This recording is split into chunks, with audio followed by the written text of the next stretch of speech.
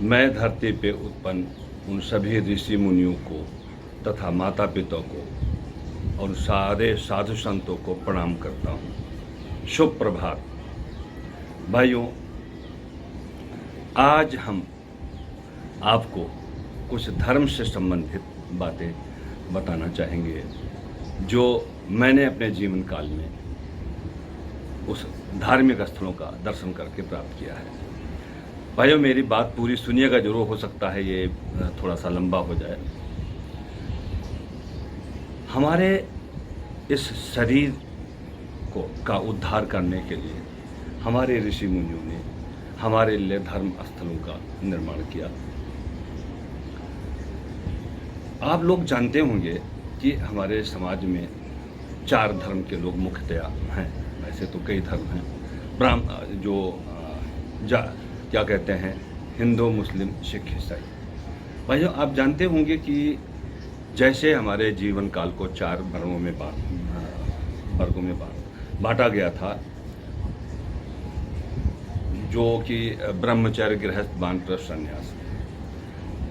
आज भी जो संन्यास का बात है, आज भी हमारे समाज में है, लेकिन कुछ लोग उससे वंचित रह जाते हैं और अपना संपूर्ण जीवन बिजनेस, व्यापार और कमाई में लगा देते हैं, जो गलत है। अगर मैं उदाहरण दूँ तो गांव के लोग जब बुजुर्ग हो जाते हैं, वो अपने आप को समझते हैं कि अब हमारा चौथापन चल रहा है, अब हमें धर्म करना चाहिए। भाइयों, एक शब्द आता है काम और धाम। काम धाम क्यों कहा गया है? कि काम करने के बाद धाम मतलब उन धर्म क्षेत्रों में जाना चाहिए, धर्म स्थलों में जाना चाहिए। सो भाइयों, हमारे बड़े बुजुर्ग जो गांव के होते थे, जब वो चौथेपन में एकदम आ जाते थे, तब वो चारों धाम की यात्रा के लिए निकलते थे। और ऐसे ही मुस्लिम भाई लोग भी वहाँ जाते हैं, काबा, मक्का, मदीना, उनका चारों धाम की यात्रा उस तरह से पूरी होती है। उनका वो धाम है, प्रमुख धाम है। और हमारे सिख भाई लोग वो अपने 10 गुरुओं के जन्म स्थान पे, उनके कार्यस्थलों पे भ्रमण करके उस यात्रा का आनंद लेते हैं। और ज़्यादातर लोग उन सब इस तरह की यात्राएं करने का फल जो मिलता है वो मुक्ति होती है, मोक्ष मिलता है। ऐसा धर्मशास्त्रों में और पुराणों में और सभी ग्रंथों में, गुरु ग्रंथ साहब में भी, और इधर हमारे मुस्लिम भाई के जो वो है उसमें भी बताया गया है, नाम याद नहीं आ रहा है।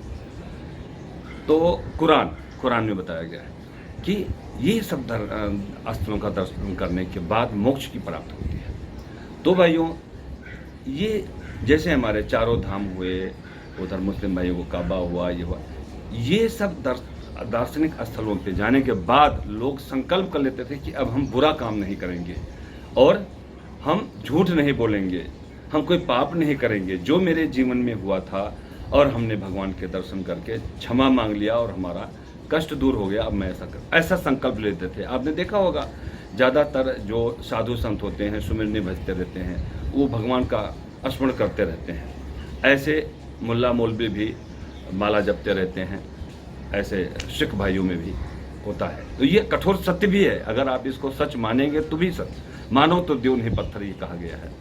तो भाइयों, इसी तरह से हमारे धर्मों में, हमारे शास्त्रों में कई मठ, मंदिर, पूजा स्थल बनाए गए हैं। उनमें से एक मुख्य बनाया गया है जो उत्तराखंड में स्थित है, 4 धाम यात्रा। वो 4 धाम के नाम क्या हैं? यमुनोत्री, गंगोत्री, बद्रीनाथ, केदारनाथ। ये चारों उत्तराखंड में ही है और बहुत सुलभ यात्रा हो गई है। पहले तो मतलब कई महीने चलते चलते भी लोग चारों धाम के दर्शन नहीं कर पाते थे, कई लोग तो मृत्यु को प्राप्त हो जाते थे। लेकिन अब बहुत सुगम हो गया भाइयों। 1 हफ्ते के अंदर आप चारों धाम की यात्रा हेलीकॉप्टर के जरिए कर सकते हैं। वहाँ सारे होटलों में व्यवस्था, इतनी बढ़िया व्यवस्था होती है, परमानंद मिल जाता है जीवन का, जो मैं कर चुका हूँ। इसलिए आज मैं उस किए हुए यात्रा का वर्णन आपके सामने कर रहा हूँ। भाइयों, सर्वप्रथम हम यमुनोत्री का दर्शन करने गए। अब यमुनोत्री कौन थी? भगवान सूर्य का तो डेली आप दर्शन करते हैं। भगवान सूर्य के 10 पुत्र और पुत्रियां थी, जिनमें से कुछ का नाम खास मैं बताऊंगा। उनकी दो पत्नियां थी, संध्या और छाया। संध्या उनकी पत्नी थी, सूर्य का तेज इतना था कि वो सह नहीं सकी, तो वो छाया के रूप में अपना रूप बदल के और वो तपस्या में चली गई। और भगवान सूर्य नहीं समझ पाए तो छाया के साथ उन्होंने संसर्ग करके और पुत्रों को जन्म दिया, पुत्रियों को। बाद में ये राज खुला। खैर, उनमें से यमनोत्री सूर्य की पुत्री थी। यम और धर्मराज ये दोनों उनके बड़े पुत्र थे और शनिदेव भी उन्हीं के पुत्र थे। बाकी और पुत्र पुत्रियों का नाम बाद में बताएंगे। तो मैं बताना चाहता हूँ यमनोत्री को भगवान सूर्य का आशीर्वाद मिला हुआ था कि आप जल के रूप में इस संसार पे आएंगी, मोक्षदायिनी बनेंगी। अब भाइयों, जमदाग्नि मुनि जो भगवान परशुराम के पिताजी थे, वो जहाँ से यमनोत्री का उद्गम केंद्र है वहाँ पे जाकर के उन्होंने तपस्या की और यमनोत्री माता को धरती पे उतारा। हम उनके दर्शन करने जाते हैं और उसमें स्नान करने से मोक्ष मिलता है, ऐसा कहा जाता है। मैं वहाँ दर्शन करने गया हूँ।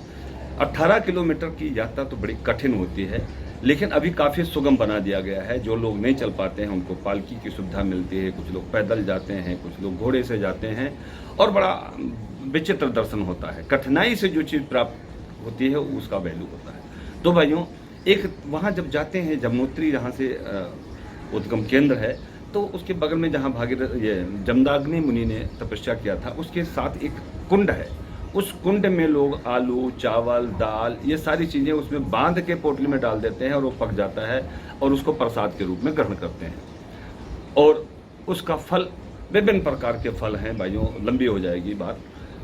इस तरह से यमुनोत्री माता का दर्शन करने से फल मिलता है। यमुनोत्री का दर्शन करने से फल क्या मिलता है, ये बड़ा महत्वपूर्ण है, क्योंकि भगवान शनि देव अपनी बहन को राखी बंधवाने जाते थे।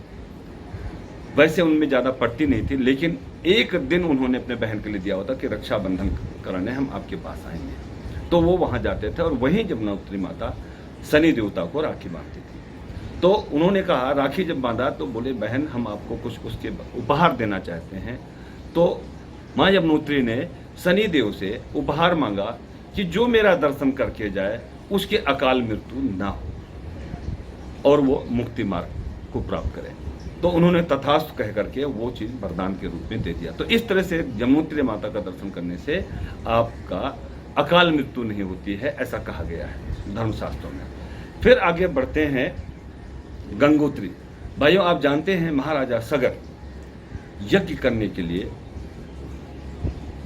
घोड़ा छोड़ा था। तो वो घोड़ा जाकर के घूमते घूमते एक ऋषि के पास खड़ा हो गया, ऋषि आश्रम पे, और वो ऋषि तपस्या में लीन थे। तो महाराजा सगर के 60,000 पुत्र थे। अब वो घूमते घूमते वहाँ देखे तो घोड़ा वहाँ खड़ा है। उन्होंने समझा कि शायद ये मुनि ने हमारा घोड़ा रोक लिया है और उनके ऊपर वो क्रोधित हुए। मरा हुआ सांप भी उनके गले में लिपेट दिया, विभिन्न तरह से उनको उदंडता दिखाए। जब ऋषि की आंखें खुली तो गुस्से से वो तमतमा उठे और उनके तेज से वो 60,000 पुरखे वहीं जल के मर गए, राख हो गए। और वो पृथ्वी पे भूत प्रेत आत्मा में रहने लगे। तो उन्हीं में से भागीरथ, उनके संतान में भागीरथ पैदा हुए, उनके कुल में। उन्होंने अपने कुल के बारे में सोचा कि 60,000 पुरखे हमारे इस धरती पे भूत प्रेत की योनि में वास कर रहे हैं। उनका, क्योंकि उनका अंतिम संस्कार नहीं हो पाया था, तो वो फिर भगवान ब्रह्मा जी का प्रार्थना किया, पूजा किया और तप करके ब्रह्मा जी से आशीर्वाद प्राप्त किए कि हमें ये हमारे 60,000 पुरखे कैसे तर सकेंगे। तो उन्होंने गंगा जी को अवतरित किया। गंगा जी जब अवतरित होना था तो गंगा जी ने बताया कि हमारा वेग इतना ज़्यादा है कि धरती सह नहीं पाएगी।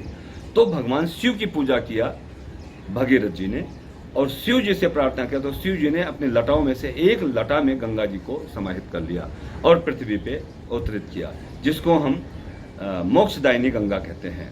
गंगा माता की जय। तो इस तरह से वो पृथ्वी पे ला करके 60,000 पुरखों का उद्धार किया और उनको वैकुंठ प्राप्त हुआ। इस तरह से हमारी गंगा माता का जो है प्रभाव होता है हमारे जीवन पे, मोक्षदायिनी होती हैं। गंगा में स्नान करने से कहते हैं, और गंगा का जल कभी गंदा नहीं होता, क्योंकि ढेर सारे रसायनों से, ढेर सारी जड़ी बूटियों से होता हुआ, और ये पवित्र गंगा भगवान ब्रह्मा जी का और जो है शिव जी का आशीर्वाद है, और माँ गंगा तो साक्षात देवी हैं। तो इस तरह से आपके पूरे जीवन में वो जल पिएंगे, उससे पूजा पाठ करते हैं, बहुत पवित्र माना जाता है, होली गंगा कहते हैं। अब तीसरा आते हैं भाइयों बद्रीनाथ।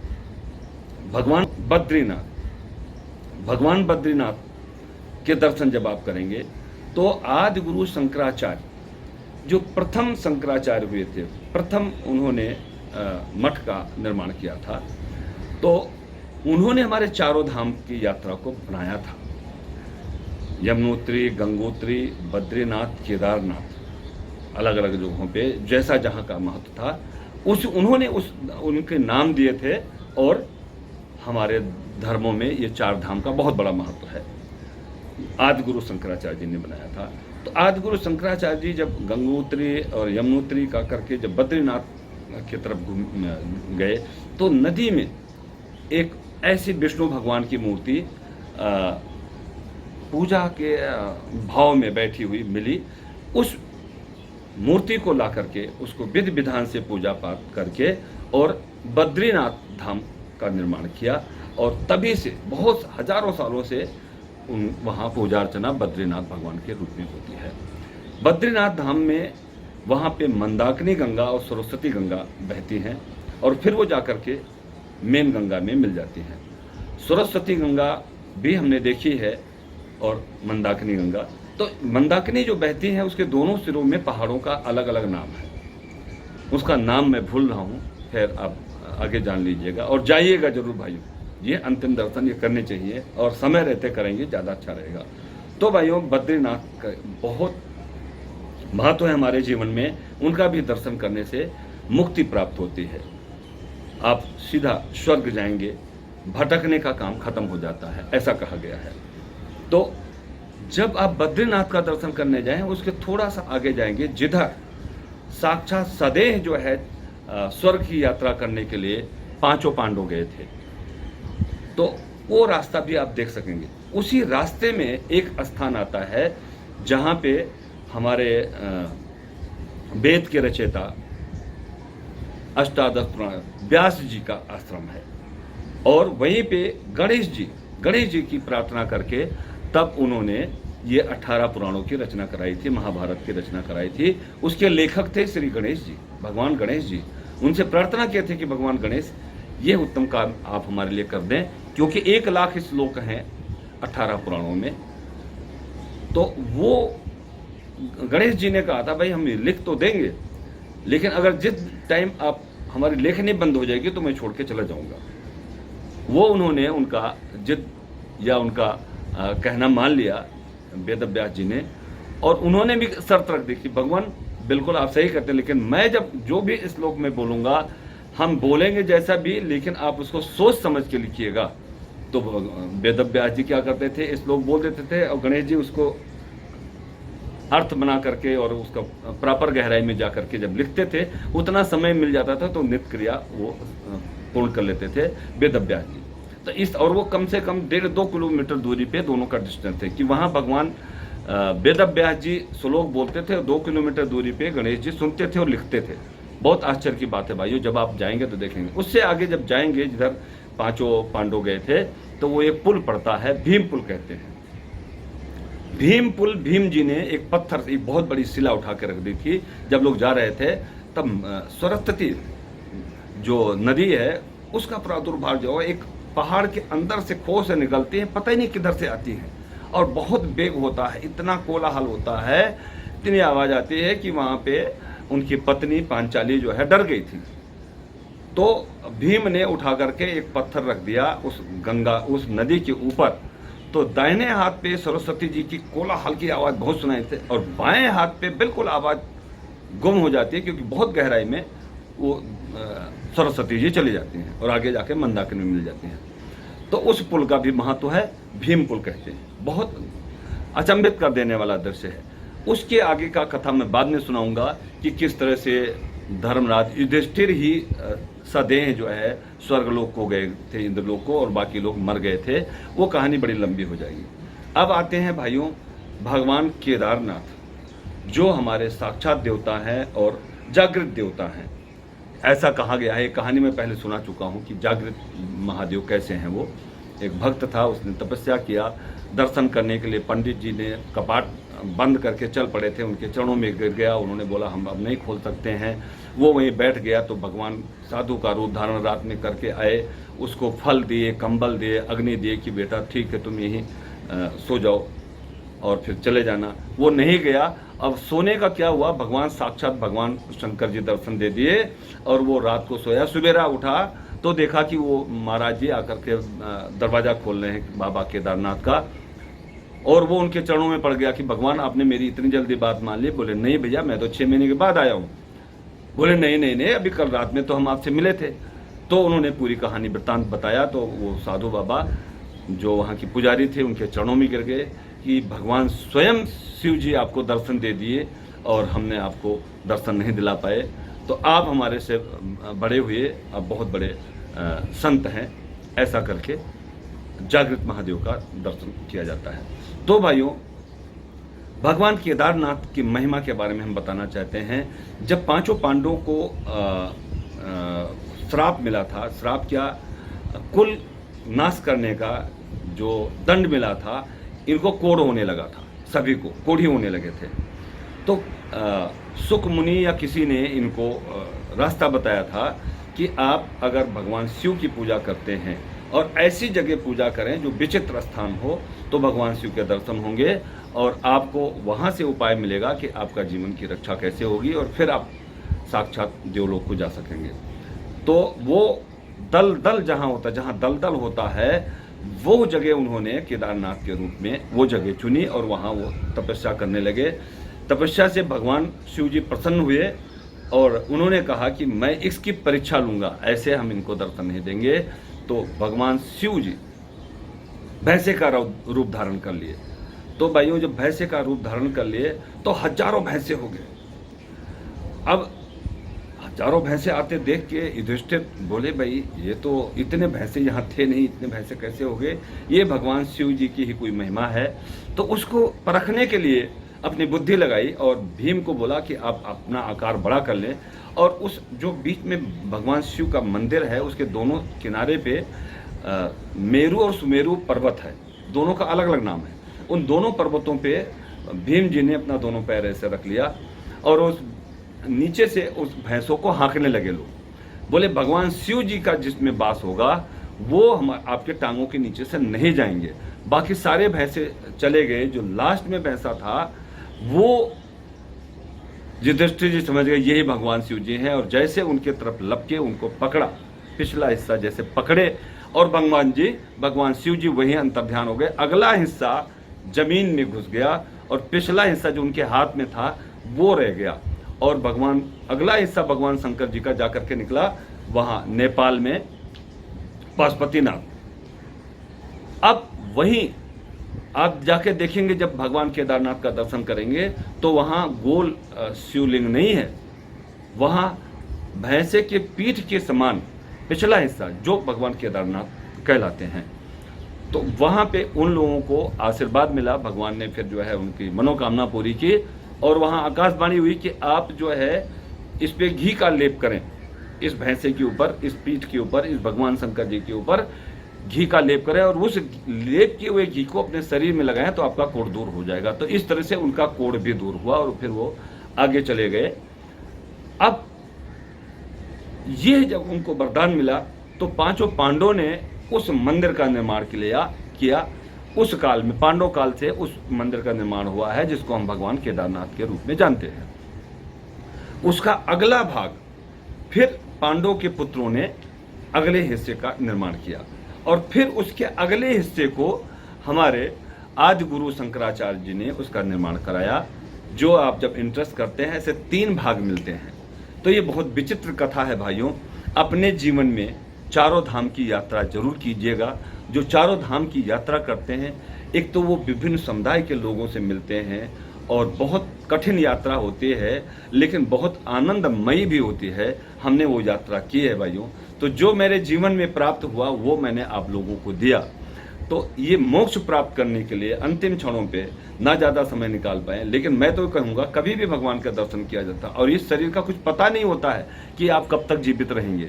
तो कभी भी जब भी समय निकले तो चारों धाम के दर्शन जरूर कीजिएगा। हमारे धर्मों में बहुत बड़ा महत्व है। जैसे मुस्लिम भाइयों के लिए काबा, मक्का मदीना है, और हमारे सिख भाइयों के लिए 10 गुरु के दर्शन हैं, ऐसे हमारे लिए चारों धाम हैं। बाकी और देवस्थान का महत्व अलग अलग है, बद्रीनाथ, रामेश्वरम, उसका आप लोग जानते हैं, नहीं तो मैं बाद में चर्चा करूंगा। भाइयों, आज मैं अपनी वाणी को यही विश्राम देता हूं, और आप लोग इस चारों धाम का दर्शन करके आएंगे तो थोड़ा सा पुण्य हमें भी मिल जाएगा, क्योंकि मैंने छोटा मोटा मार्गदर्शन किया है। और मैं आपका आशीर्वाद चाहता हूं, आप जहां भी हैं मुझे अगर आशीर्वाद दे देंगे मेरे तक पहुंच जाएगा।